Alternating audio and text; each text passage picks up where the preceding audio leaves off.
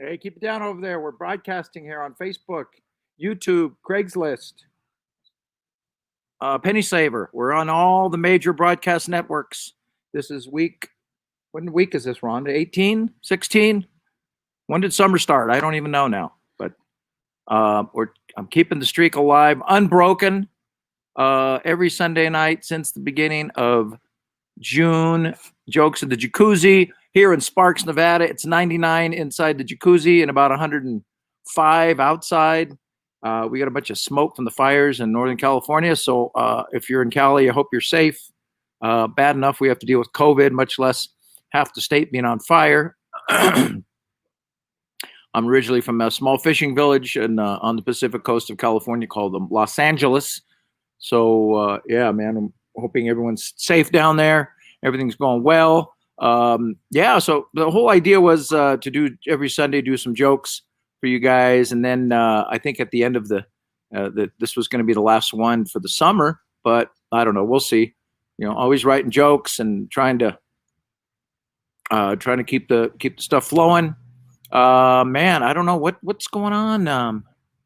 I'll go do a couple current events. We'll get into the jokes. I live in Nevada, so we'll talk about that a little bit. The Mustang Ranch, the brothel, the Mustang Ranch, is now eligible for federal COVID relief funds.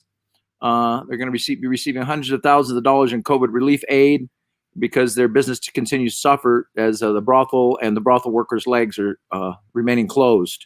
What else happened this week? 30 cases of COVID-19 linked to a karaoke bar in Canada. Yeah, evidently the patrons were only wearing earplugs but no masks. And I also read that this is African history professor Jessica Krug admitted to lying about being black for like the last 20 years. She was outed during a recent wedding while she was trying to dance the electric slide. Done. Yeah, so I went back to see my parents this past week. My parents live in Sonoma, California. So I visited my parents. We kept our social and emotional distance. So yeah, like you guys, I won't give you COVID if you don't give me grief about quitting law school. All right. California drivers, so you're doing California shoppers, you're doing a great job on the social distancing. California drivers not so good on the following distancing. With everybody 6 feet apart in a California grocery store, 6 inches apart on a California freeway. What the hell? Other states will shame you for not wearing a mask. In California, they will shame you for wearing the wrong mask. I'm like, excuse me, so that doesn't appear to be a sustainably harvested, eco-friendly, 100% organic cotton mask hand woven in a Bolivian women's feminist collective. You'll have to wait outside. Yeah, so I visited my parents. This is crazy. They're 93 and 91, my parents. That is old. My parents are so old, they think Joe Biden is too young to be president.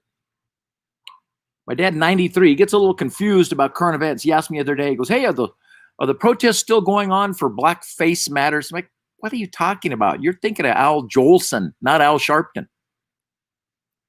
93 and 91. They've been married 66 years, you guys. They've been married so long, their marriage now qualifies for Social Security. They were both alive. They were babies, but they were both alive at the stock market crash in 1929, which we read about in our history books. They were like one of 5 people left that were alive in the stock market crash in 1929. Right? So people from that era, if you have grandparents, great-grandparents, thank you, Buick.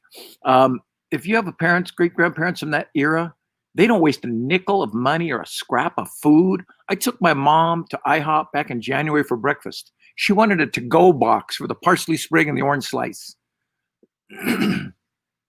Their fridge, my parents' fridge is like a food museum, right? The other day I found a piece of Y2 cake. My mom offered me a peach. The fuzz had become a full beard. I bought her grapes 3 months ago. I opened the vegetable crisper, just a pile of raisins. And then she's got this styrofoam box right at the bottom shelf with these bamboo sprouts shooting. I go, Mom, what's in that styrofoam box? She goes, oh, that's Chan's Chinese kitchen. Like, Mom, they closed down in 2016. Throw that out. And while you're at it, Dr. Seuss, get rid of that green eggs and ham. Ridiculous. My parents' fridge would spawn a Dr. Seuss sequel, right? You cannot eat this candy bar. You cannot eat pickles from this jar. You cannot eat this mayonnaise. It's been expired months, not days. These eggs are black as you can see. Just one would kill both you and me. The meat is gray, the bread is stale. They wouldn't serve this food in jail. And eat a berry from this basket, you'll be laying inside a casket. We went to one of their social events at the senior apartments where my parents live. They were playing senior bingo. It's a little different than regular bingo. Senior bingo, when the bingo caller yells out O2, everybody puts on their oxygen mask. And those seniors, they're feisty too, right? This bingo caller yells out, I 68. Lady in the back yelled out, bull crap, you're 85. Of course, it's an older community, so a lot of people will pass away. My parents' neighbor 2 doors down passed away, and they had a notice in the newsletter. It said, blah, blah, blah, passed away at age 94. Age 94, he died unexpectedly. It's like, really? That was a big shocker, 94? No one could have foreseen this one. The real shocker, he lived like 17 years past the average life expectancy of an American male. And my mom, she's been researching after death or final arrangements when she passed away. She actually found out about this company that manufactures talking headstones where they'll put a digital activated recording of up to 4 hours of the deceased's voice recordings. Yeah, my mom's been lecturing me to death for the last 50 years. Now she's going to be lecturing me after death for another 50 years. I'll walk up to her gravestone and I'll be like, no one comes to visit me. Your father wouldn't even talk to me. No one brings me flowers. I'll walk up to my dad's headstone. I'll just be like, I'm sorry, I'm sorry, I'm sorry. It's so ironic, right? My mom wants to use digital technology in the afterlife. She has no concept how to use digital technology in this current life. We bought her a cell phone 4 years ago. She has yet to complete a successful phone call. Cracks me up because the old folks, they're not good on the technology, but they love casinos, right? They can't figure out how to use a cell phone, but they sure as hell can figure out how to use a slot machine. I took my parents to Laughlin, Nevada. They have these they love the high-tech slot machines. You know, the HD screens and the captain's chairs and the built-in speakers so you can hear yourself lose in stereo. My parents are technology challenged. I'm telling you, my dad thinks eBay is a harbor in Florida, right? They think a text message is a note in a history book. I took my mom to a new dentist, or I took my dad to a new dentist. I put on the GPS. The lady voice goes, in 2 miles, make a right turn. My dad goes, and I quote, she's got a nice voice. I bet you'd like to meet her. Hold on. We had glitched out for a second. I'm still here, TikTok. Yeah, so my dad took him to the dentist, like I said, and the lady GPS voice goes, oh, in 0.2 miles, make a right turn. He goes, she's got a nice voice. I bet you'd like to meet her. And my dad's 93-year-old brain, he thinks there's live operators standing by in Peoria, Illinois, smoking Lucky Strike cigarettes, reading through map books, giving us directions over the phone. So like I said, my parents love the slot machines. I took them to Laughlin last year. You guys been to Laughlin, Nevada? My mom saying she doesn't have a gambling problem because she only plays the penny slot machines. Like, yeah, Mom, but you're playing 90 pennies every 7 seconds. You guys been to Laughlin, Nevada? It's like Vegas on life support. You walk in a casino there, it's like a medical center with slot machines. If you're not familiar with Laughlin, Nevada, it's located like 1 hour and 37 years from the Las Vegas Strip. Half the people there on oxygen tanks, IV drips. I saw a guy roll by in a gurney holding a Keno card. Like, are we here to gamble, or is there a Pentecostal healing service about to start? They love to eat in Laughlin too, huh? I've seen 1 bar fight in my adult life. I've seen 3 dessert bar fights in Laughlin, Nevada. Evidently, that last piece of peach cobbler's mind is fighting words in Laughlin. Tell you what, worst odds in Laughlin, the elevator. You get an elevator in Laughlin, you pay attention to the weight rating. Like, you start calculating odds like you're at the craps table. It's like, you know what? I'm going to just take the stairs. I'm only on the 15th floor. Nevada's the craziest state. I don't know if we have any Nevada people watching tonight. Nevada is the only state in America. 24-hour gambling, 24-hour drinking, legalized marijuana, and legalized prostitution in 15 of our 20 counties. The Nevada state motto is, we're going to get your money one way or another. Nevada's the only state you can get drunk at 4 a.m., go to a brothel at 5 a.m., and buy weed at 6 a.m. Or as my neighbor calls it, getting ready for work. Yeah, and all the Californians claim they're moving here for the lower taxes. I call bullshit. Nevada was the 5th state to legalize recreational marijuana. So now if you're driving impaired in Nevada, you can get a DUI or a DUI. Yeah.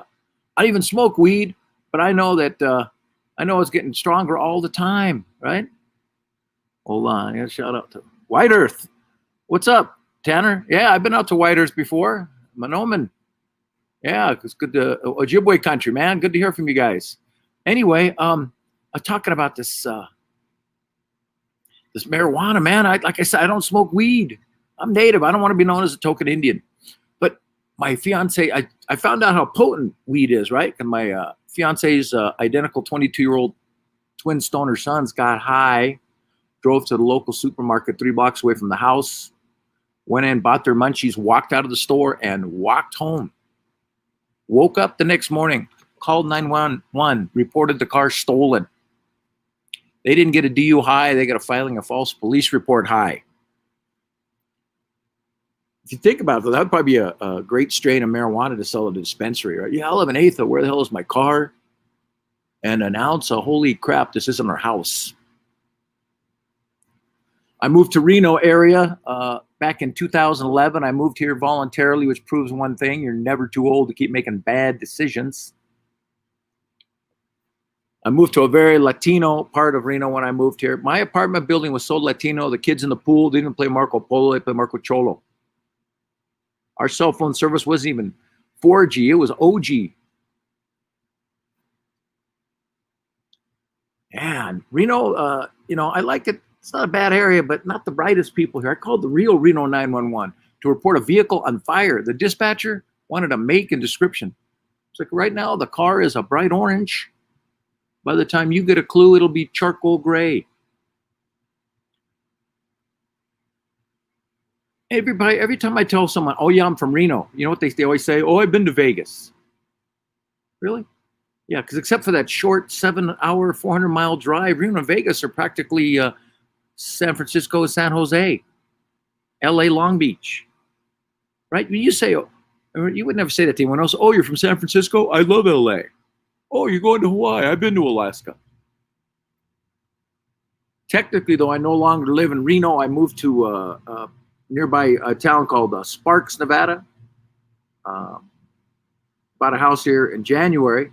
Here's a pro tip about Sparks. If you live in a city named after a dragging muffler, it's going to lean a little bit rednecky, all right? My neighbors are all about the camo and the ammo. Yeah. Not a lot of ethnic diversity outside of me. My neighborhood is pretty much all white people and Caucasians. The local high school is called Spanish Springs High School, too. That's a little scary. A lot of bald white guys in pickup trucks with gun racks driving around with SS stickers in their window. And I don't want to say they love President Trump here, but there's a Trump truck parade every day in my neighborhood when all my neighbors drive to and from work. My neighbor's truck has the Trump tailgate, the Melania mud flaps. But my neighbors, and they're all bougie, first generation, just out of the trailer park rednecks, which is nice. So, because at least they keep their spare fridge on the back patio instead of the front porch. I don't even know what they all do for a living, because the average wage here in Reno Sparks is about $16 an hour. But all my neighbors seem to be able to afford $50,000 pickups, $100,000 RVs. So I don't know if they're all Walter Whiteing it back in their Prowler fifth wheel or running guns out of their Wells cargo trailer, but I'm a little suspicious.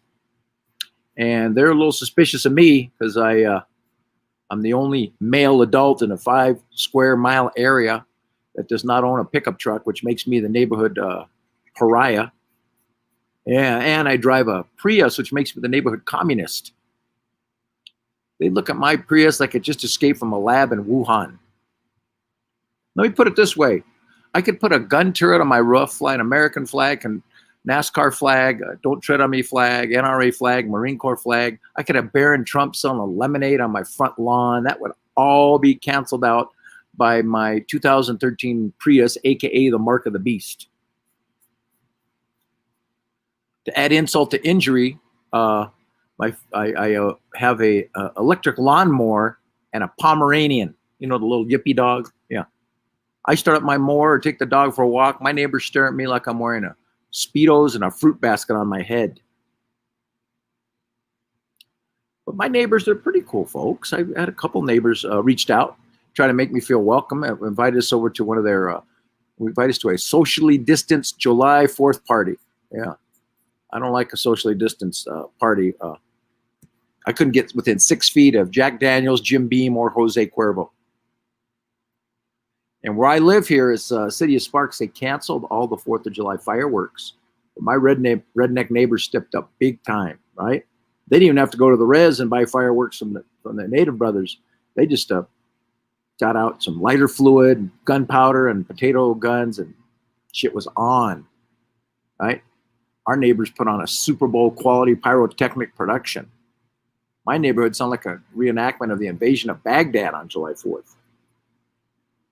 So one of the reasons I bought a house out here in Redneckistan was all the open space, what they call BLM land. Not that BLM, not Black Lives Matter, Bureau of Land Management. All right, we don't have too many black folks here. We have so few black people in my neighborhood. Our local Black Lives Matter chapter is called Black Life Matters. So here, BLM stands for Bureau of Land Management. Out west, that means it's a federal agency, manages like millions of acres of open range. So I'm thinking, awesome, open space. I can go do miles of hiking and mountain biking and exploring. But for my neighbors, BLM means thousands of acres to abandon vehicles and obliterate targets, bury unwanted remains. Basically, BLM land is redneck Disneyland. Here, BLM stands for bullets, liquor, and mayhem. And every type of wheeled and tracked vehicle that can be dreamed up with a natty ice and a welding torch is being driven around up in the hills on any weekend. Jeeps, sand rails, dirt bikes. I'm pretty sure I saw a couple homemade tanks. Every weekend up in the hills here, it's Mad Max meets Rambo. Every caliber of weapon imaginably is represented in this free fire zone too. For some reason, call to arms in my neighborhood starts about 7 minutes after sunrise, right? In my neighborhood, if you see sun, you'll hear a gun. I think my neighbors would shoot 24/7 if they could afford night vision goggles. Like, why so early, really? It's not like the element of surprise is necessary to shoot up an abandoned Buick LeSabre on blocks or a discarded tube TV. I'm pretty sure they weren't going to escape under the cover of darkness. But it's not a bad place. Like I said, we moved here in January. 2 days later, we had a stalker we couldn't get rid of called Comcast Xfinity.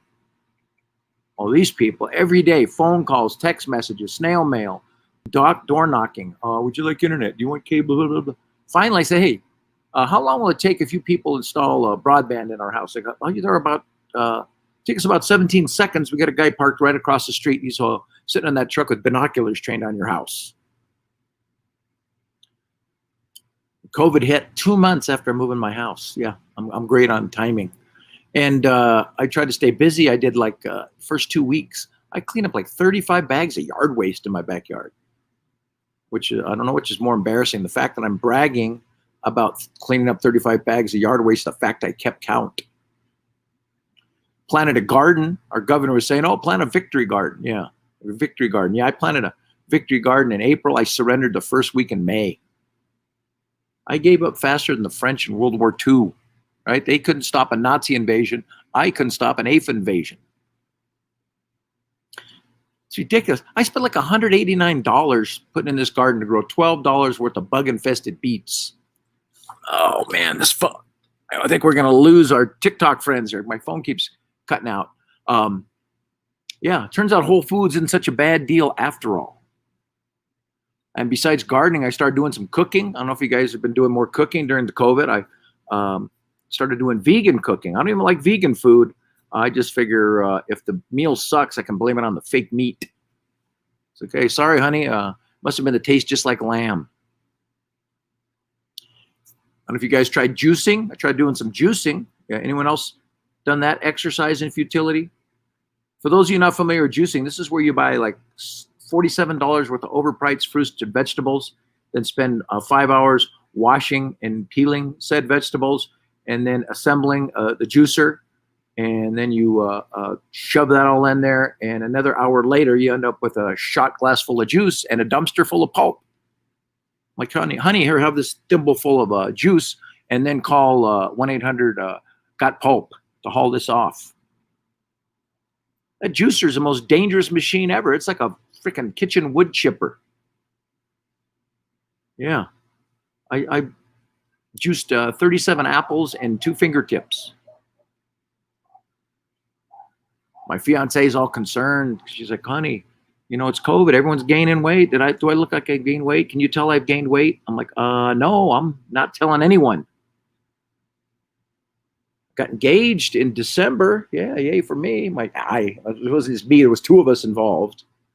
We got engaged in Mexico. So, yeah, Mexico's great. If you've been to Mazatlan, Mexico, you get the best deals on the beach in Mazatlan. I got like a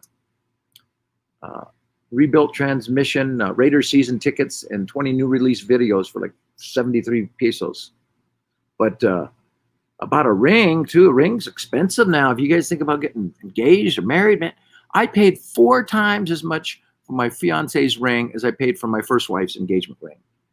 So I'm thinking, I got to make this relationship work. I cannot afford a 3rd engagement ring. But she's awesome. My fiance, great lady. And we have a lot of fun. She's basically, though, she's got sleep issues. She's like America's sweetheart by day, nocturnal nightmare by dark. Anyone married to someone with or engaged to someone with sleep issues? Saying she has sleep issues like saying Charles Manson had anger management issues.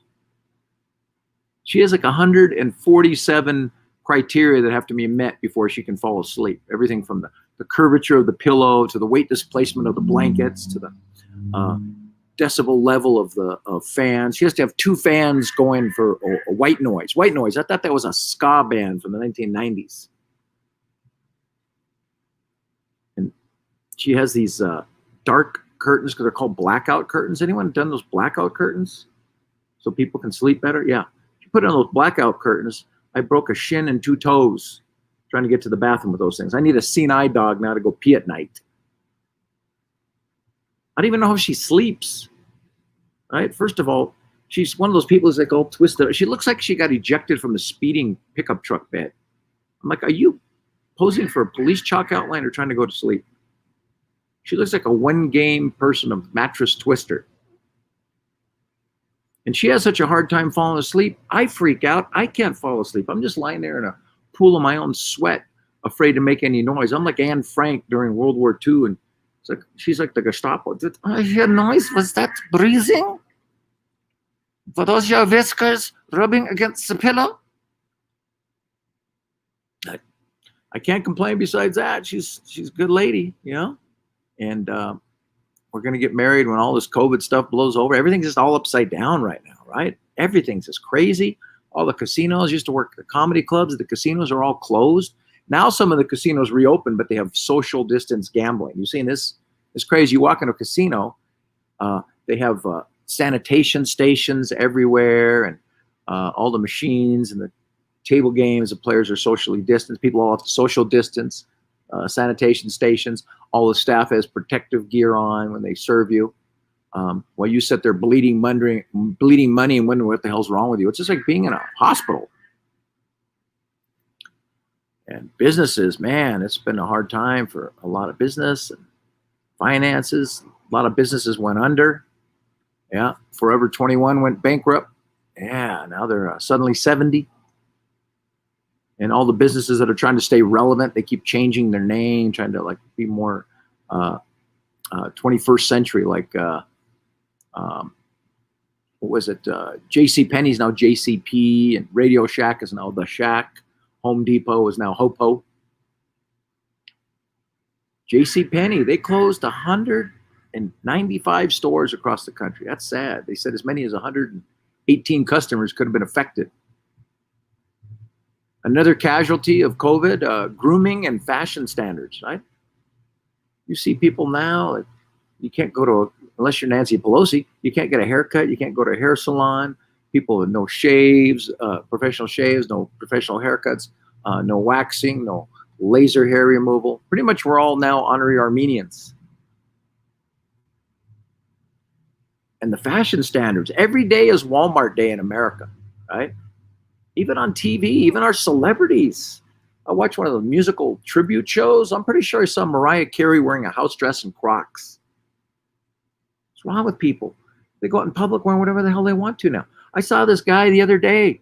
This guy was wearing hiking boots, swim trunks, dress shirt, and a bandana. I'm like, look at this goofball. It turned out it was my reflection in the Wendy's drive-through window.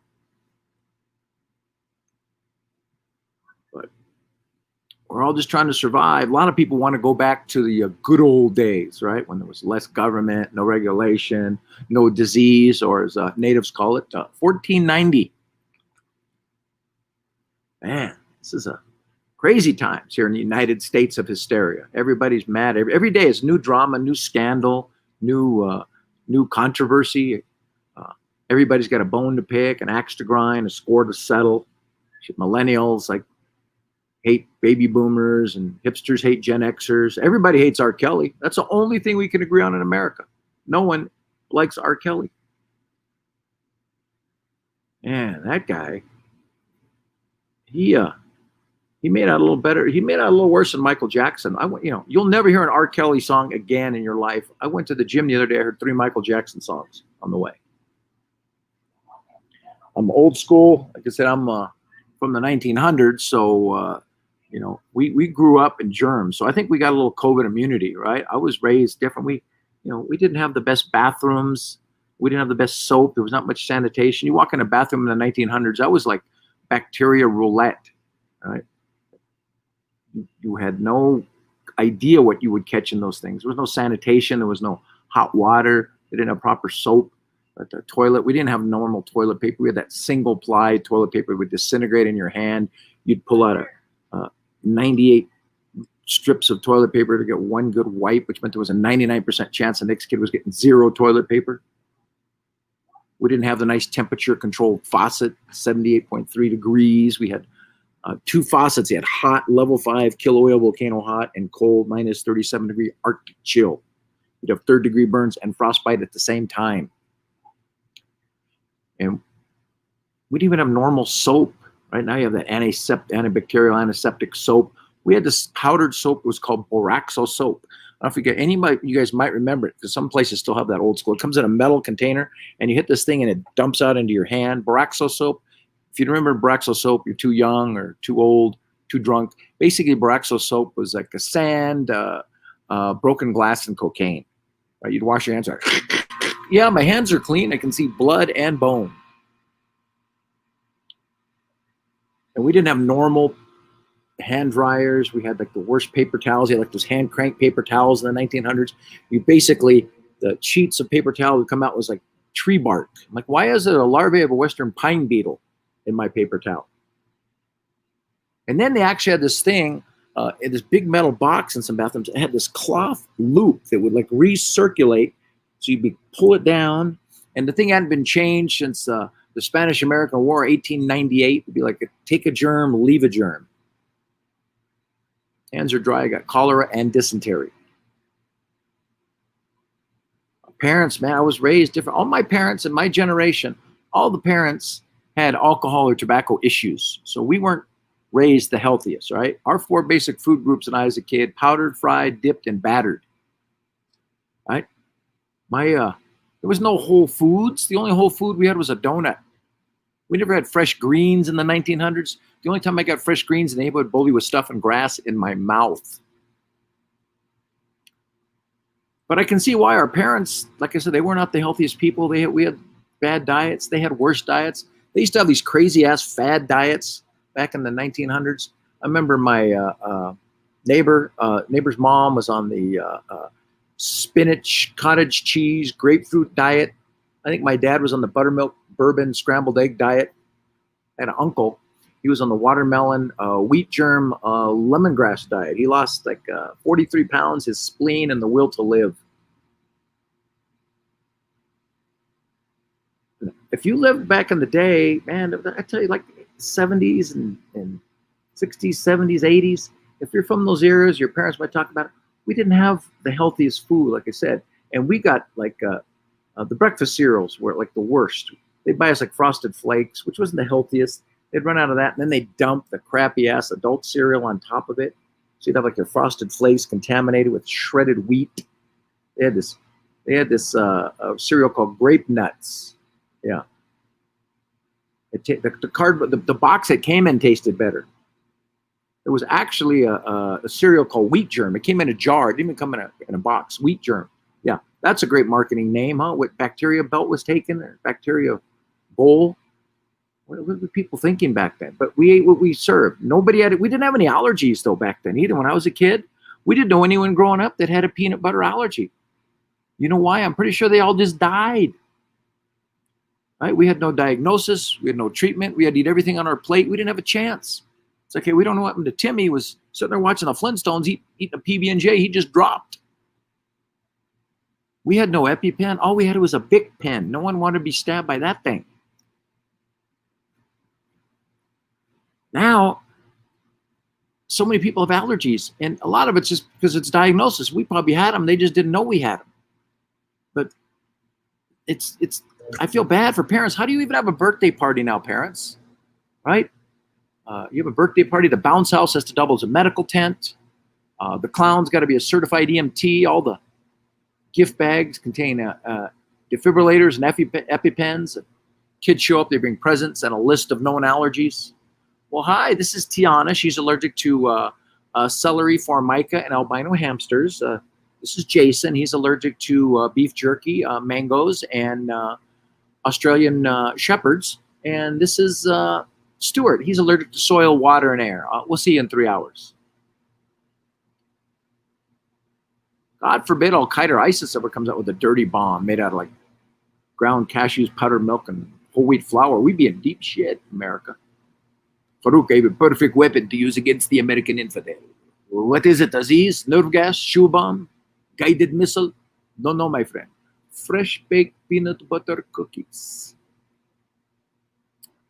Oh, man, I'm going to get out of here pretty quick. This jacuzzi is getting too hot, but I did want to remind you guys, if you go to my website, Laugh with Mark, or my Facebook page, Laugh with Mark Yaffe, you got to go to my website because my name's hard to spell.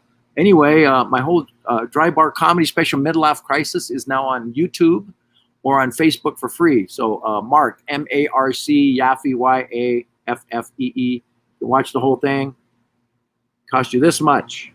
You hear some stuff you heard here tonight, but a lot of different stuff that I didn't talk about. Also, follow me on Facebook, TikTok, Laffy Yaffe, laughwithmark.com.